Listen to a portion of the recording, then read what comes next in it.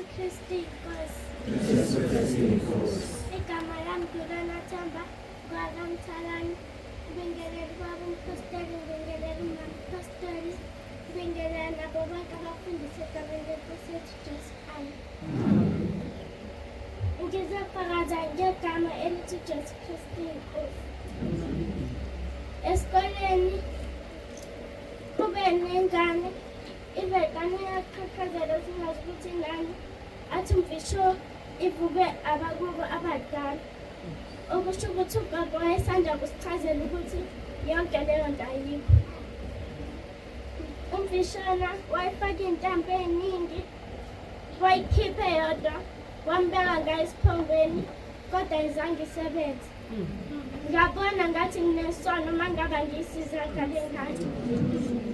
Ngathi kanjena ithi uJesu Kristu inkosi. Ingane yathi uJesu Kristu inkosi yayeka ukuqhaqhazela, yayingasafuni nokuhamba, yayithinta umfisho ngentambo. Kodwa yathi sengimtshelile ukuthi akathi uJesu Kristu inkosi, uJesu Kristu inkosi. Washo ukuthi uJesu Kristu inkosi. Ingane yasukuma yahamba, bathe bengishayela izandla. Ngavela ngathi ngiyacela ningishayela izandla.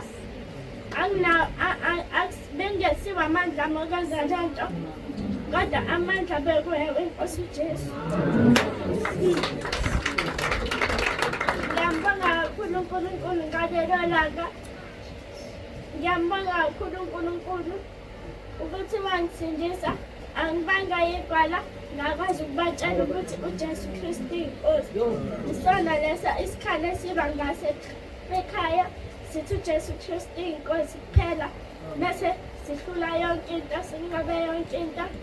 Ngibonga kakhulu uNkulunkulu ukuthi ngigcinile ngize ngaphuma nakwi-top 10 ngithi uJesu Kristu inkosi.